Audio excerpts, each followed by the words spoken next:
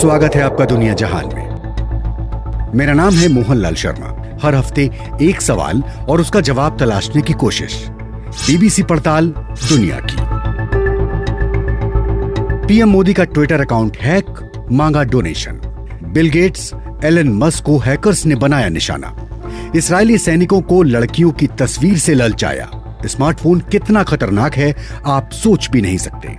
ये कुछ हेडलाइंस थीं उन खबरों की जो बताती हैं कि ऑनलाइन फ्रॉड हमारी रोजमर्रा की जिंदगी में कैसे शामिल हो गए हैं। स्मार्टफोन, इंटरनेट और सोशल मीडिया ने हमारी जिंदगी को पहले से आसान और मनोरंजक बना दिया है, लेकिन इससे फ्रॉड यानी कि धोखाधड़ी और जालसाजी भी बढ़ गई है। चूंकि ऑनलाइन फ्रॉड का हर मामला पुलिस में दर्ज नहीं होता, इसलिए कहना मुश्किल है कि दुनिया में हर दिन कितने लोग इस धोखाधड़ी का शिकार बनते हैं।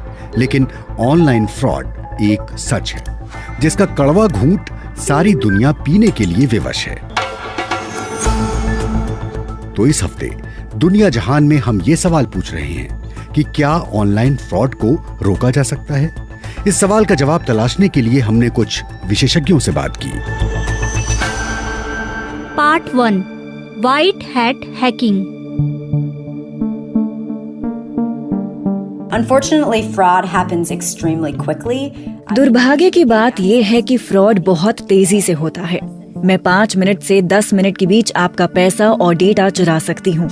ये है हमारी पहली विशेषज्ञ रेचल टोबेक, जो एक एथिकल हैकर हैं। So companies hire me to tell them where their vulnerabilities are in their system. कंपनियां मुझे हायर करती हैं ये जानने के लिए उनके सिस्टम में कहाँ लूप होल्स हैं जहाँ ऑनलाइन फ्रॉड हो सकता है।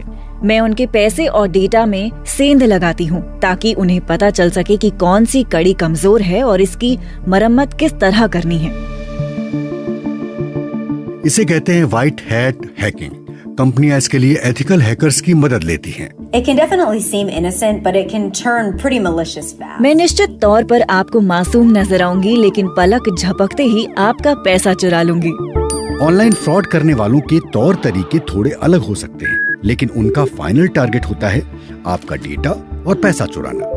रिचेल कहती हैं कि ऑनलाइन फ्रॉड के लिए उनके पास कई विकल्प होते हैं, जिनमें से एक है लॉगिन डिटेल्स को चुराना। Malware attacks are very scary for organizations too. Malware attack से बड़े ऑर्गेनाइजेशन भी घबराते हैं क्योंकि इससे उनका पूरा डेटा चोरी हो जाता है। इसमें user names, passwords, address, phone numbers जैसी अहम जानकारियां होती हैं। इस इंफॉर्मेशन के जरिए मैं आपके किसी भी अकाउंट को एक्सेस और कंट्रोल कर सकती हूँ। साइबर क्राइम की दुनिया में इसे क्रेडेंशियल स्टफिंग अटैक कहा जाता है। सितंबर में कनाडा में ऐसा ही मामला सामने आया था, जब ऑनलाइन टैक्स रेवेन्यू सर्विस समेत कुछ अन्य सरकारी एजेंसियों पर क्रेडेंशियल स्टफिंग अटैक हुआ। And the reason why we're able to do that from an attacker mindset is because we use. हम यानी हैकर्स ऐसा कैसे कर पाते हैं, इसके लिए एक अलग माइंड सेट की जरूरत होती है। इसके लिए हम ओपन सोर्स इंटेलिजेंस का इस्तेमाल करते हैं। आपकी हर जानकारी जुटाते हैं जो आपके लिंक्डइन या इंस्टाग्राम पोस्ट से भी हमें मिल सकती है। ऑनलाइन शॉपिंग और बैंकिंग सिस्टम में अपने कस्टमर को ऑनलाइन फ्रॉड से बचाने के लिए किसी भी ट्रांजैक्शन से पहले मोबाइल पर एक कोड भेजा जाता है। रिचेल कहती हैं कि ये तरीका सेफ तो लगता है, लेकिन इसमें भी सेंध लगाई जा सकती है। For instance, if you are always tweeting at a specific. उदाहरण के लिए जिस टेलीकॉम सर्विस प्रोवाइडर की आप सेवाएं लेते हैं, उसके बारे में यदि आप ट्विटर या सोशल मीडिया पर कहीं भी कोई शिकायत करते हैं या कुछ और लिखते हैं, उससे मुझे पता चल जाता है कि आपके मोबाइल में किस कंपनी की सिम है और यही वो नंबर है जिस पर ट्रांजैक्शन के लिए वेरिफिकेशन कोड आता है। ऐसे में मैं उस कंपनी की साइबर सिक्योरिटी में सेंध लगाकर इस बात का एक्सेस ले सकती हूँ कि आपको भेजा गया वेरिफिकेशन कोड मेरे पास आ जाए। और इस तरह आप बन जाते हैं ऑनलाइन फ्रॉड का शिकार और सोचते रह जाते हैं कि आखिर ऐसा हुआ कैसे। Unfortunately, the law enforcement authorities can't keep us safe because new. दुर्भाग्य की बात ये है कि कितनी भी कोशिश की जाए, ऑनलाइन फ्रॉड से आपको बचाना बहुत मुश्किल है, क्योंकि हर दिन हर मिनट ना जाने कितने फिशिंग और मिलेशियस डोमेन बन रहे हैं। काउंटर पुलिस फोर्स की संख्या बढ़ाने से भी बात नहीं बनती, क्योंकि साइबर अटैकर अपने काम को इतनी तेजी से अंजाम देता है कि उसे रोकने का कोई तरीका नहीं है। पार्ट 2, सिस्टम की खामियां। The legislation is there. The Fraud Act is a prime example that covers. Online fraud के मामलों से निपटने के लिए कानून बने हैं, लेकिन फैक्ट ये है कि हम ना तो ठीक से इन्वेस्टिगेशन कर पा रहे हैं, ना ही अपराधियों को पकड़कर सजा दिलाने में कामयाब हो रहे हैं। ये है हमारी दूसरी विशेषज्ञ टमलिन एडमंड्स, जो ऑनलाइन फ्रॉड मामलों की कानूनी जानकार है। ब्रिटेन में उनकी फर्म ऑनलाइन फ्रॉड के प्राइवेट मामले देखती है। So, in my previous life, I was a government prosecutor. इससे पहले जब मैं गवर्नमेंट प्रोसिक्यूटर थी, ये साल 2012 की बात है, मैंने अपने 2 सहकर्मियों के साथ ये ऑब्जर्व किया कि गवर्नमेंट एजेंसीज में बड़े पैमाने पर कटौती हो रही है। तब कुछ क्राइम्स ऐसे थे जिन पर ध्यान ही नहीं दिया जा रहा था। इनमें फ्रॉड के मामले भी शामिल थे। तब हमने एक फर्म बनाई ताकि ऑनलाइन फ्रॉड के शिकार हुए लोग सरकारी सिस्टम पर निर्भर रहे बिना भी न्याय पा सकें। टमलिन एडमंड्स की क्लाइंट लिस्ट अब लंबी हो चुकी है, जिसमें आम लोगों के साथ कंपनियां और चैरिटी ऑर्गेनाइजेशन भी शामिल हैं। साल 2019 में इंग्लैंड और वेल्स में एक इंक्वायरी से ये पता चला कि पुलिस के पास आए ऑनलाइन फ्रॉड के 96% मामलों की जांच ही नहीं की गई। The main challenges are a lack of police engagement. सबसे बड़ी चुनौती है पुलिस की भागीदारी का ना होना। उदाहरण के लिए इंग्लैंड और वेल्स में साल 2009 से पुलिस की संख्या में 40% कटौती हुई है। इसका मतलब ये है कि पुलिस को कम रिसोर्स में हर तरह के क्राइम से निपटना है। ऑनलाइन फ्रॉड के मामले उनकी प्राथमिकता नहीं है। ऑनलाइन ठगी करने वाले दुनिया के किसी भी कोने में बैठकर दुनिया के किसी भी हिस्से में मौजूद अपने शिकार को आराम से निशाना बना सकते हैं। So, the biggest issues we found certainly now that the fact that fraud is. Online fraud का दायरा उतना ही बड़ा है जितनी बड़ी हमारी ये पृथ्वी। पैसा चोरी होकर कहाँ गया, इसका पता लगाते लगाते एक वक्त ऐसा आता है जब आपको पता चलता है कि अब कुछ नहीं हो सकता। मसलन ऑनलाइन फ्रॉड करने वाला संयुक्त अरब अमीरात में बैठा है, या उसने ऑनलाइन पैसे चुराकर वहाँ के किसी बैंक अकाउंट में ट्रांसफर कर दिया, तो वहाँ उस बैंक से कोई मदद नहीं मिलती, ना ही वहाँ की पुलिस इसमें कोई सहायता करती है। यानी अपराधी अपराध करते रहते हैं और फलते फूलते रहते हैं। टमलिन अपना एक और अनुभव बताती है, जहाँ पुलिस मदद तो करती है लेकिन बहुत देर से। It was a huge amount. It was about 2.5 million. So, ये बड़ी रकम का मामला था, लगभग 25 लाख पाउंड का। जिस कंपनी के साथ ही फ्रॉड हुआ, उसने अपने इलाके की पुलिस में शिकायत की। इस पर पुलिस ने कहा कि वो 28 दिन के भीतर इस शिकायत पर कोई रिस्पॉन्स देगी। जांच में ये देरी ऑनलाइन फ्रॉड करने वालों के लिए किसी वरदान के समान है। इस दौरान पैसा एक जगह से दूसरी जगह मूव होता रहता है और फिर ऐसी जगह पहुंच जाता है जहां आप कभी पहुंच ही नहीं सकते।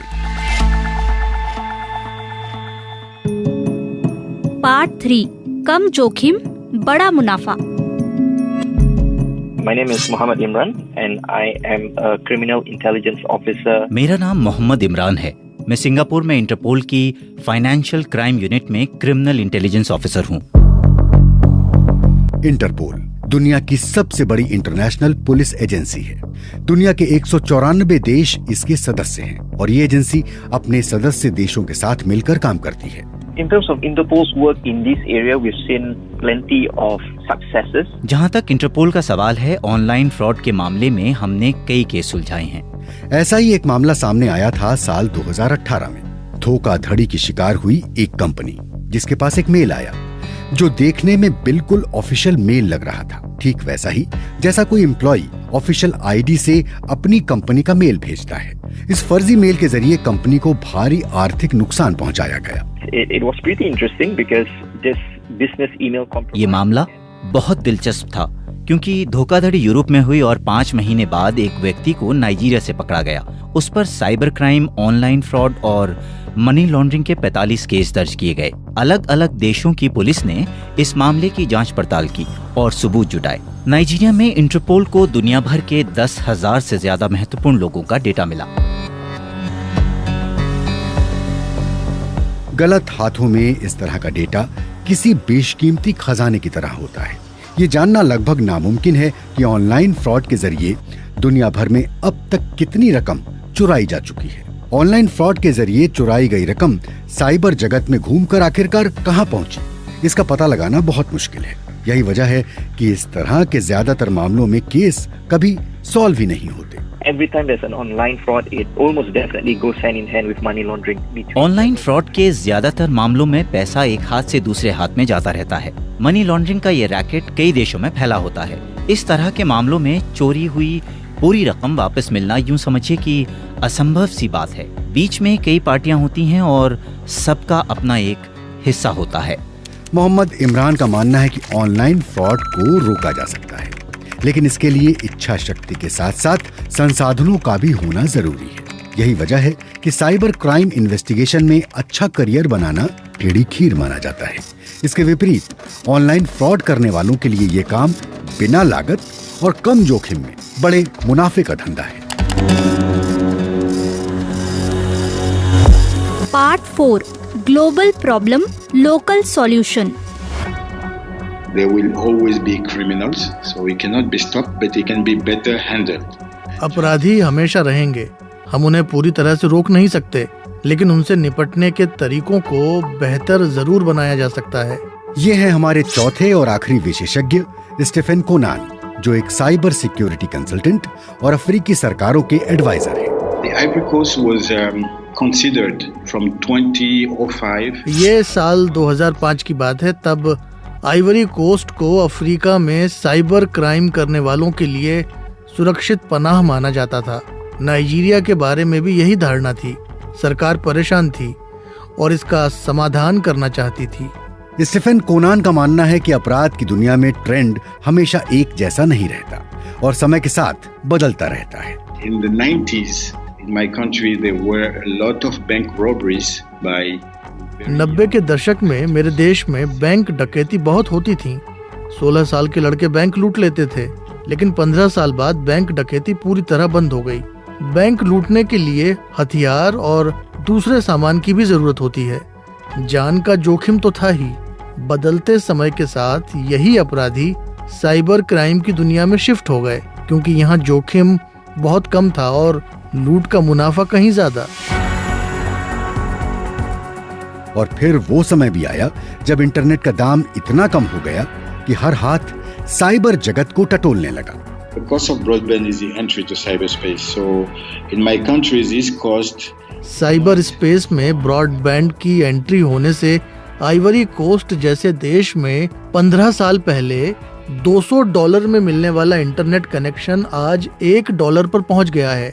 इससे इंटरनेट यूजर्स की संख्या तेजी से बढ़ी और इसके साथ ही बढ़ गए साइबर क्रिमिनल। दुनिया जैसे जैसे डिजिटल होती गई, साइबर क्राइम का ग्राफ बढ़ता गया। और फिर दौर आया मोबाइल बैंकिंग का, जिससे ऑनलाइन फ्रॉड करने वालों की फिर से चांदी हो गई। The main target of cyber criminal in my region is mobile money activity and mobile money wallets. अब हमारे यहाँ साइबर क्राइम के निशाने पर है मोबाइल वॉलेट। 5 साल में सिर्फ मेरे ही देश में लगभग 2 करोड़ लोगों के पास मोबाइल वॉलेट हैं, लेकिन ज्यादातर लोग बहुत कम पढ़े लिखे हैं, टेक्नोलॉजी को ठीक से समझ नहीं पाते। इसलिए साइबर क्रिमिनल उनके मोबाइल वॉलेट से बहुत आसानी से पैसा चुरा लेते हैं। बात यहीं खत्म नहीं होती। डिजिटल होती दुनिया में क्रिमिनल्स का काम करने का तरीका किस तरह से बदलता है, उसका उदाहरण भी आइवरी कोस्ट में साफ नजर आया। 2012 60% of the victims of साल 2012 में आइवरी कोस्ट के साइबर क्रिमिनल्स के 60% शिकार विदेशों में, खासतौर पर फ्रांस, कनाडा, स्विट्जरलैंड और बेल्जियम में होते थे। लेकिन अब ट्रेंड बदल गया है। ऑनलाइन फ्रॉड के ज्यादातर शिकार लोकल लोग हैं और विदेशियों को टारगेट कम किया जा रहा है। ध्यान देने वाली दूसरी अहम बात यह है कि आइवरी कोस्ट में जब साइबर क्राइम का ग्राफ आसमान छूने लगा, तो सरकार ने इस पर काबू पाने के लिए कानूनों की शक्ल में जरूरी कदम भी उठाए। तो सुना आपने, ऑनलाइन फ्रॉड के बारे में हमने जो भी चर्चा की, जिन देशों के उदाहरण दिए, उन्हें किसी भी देश पर काफी हद तक लागू किया जा सकता है। मसलन भारत, जहां अखबारों में ऑनलाइन धोखाधड़ी, हेराफेरी या फिर जालसाजी की खबरें आपको लगभग हर दिन नजर आएंगी। आप में से न जाने कितने श्रोताओं ने कभी न कभी इस धोखाधड़ी की कोशिश को अनुभव भी किया होगा। कभी कोई फोन कॉल, कोई SMS या ईमेल आपको भी आया होगा, जिसमें कभी रोमांस, कभी सेक्स, कभी लॉटरी या किसी किस्म का अपडेट करने के लिए कोई लिंक क्लिक करने के लिए आपको भेजी गई होगी या आपसे कुछ खास जानकारी मांगी गई होगी। हर हाथ में स्मार्टफोन और सोशल मीडिया के बढ़ते चलन ने दुनिया को मानो डिजिटल पंख लगा दिए हैं, जिसमें फ्रॉड के तौर तरीके भी डिजिटल हो गए हैं। लेकिन फिर भी सही जानकारी, पर्याप्त सावधानी और कॉमन सेंस आपकी मेहनत की कमाई को लुटने से बचा सकते हैं।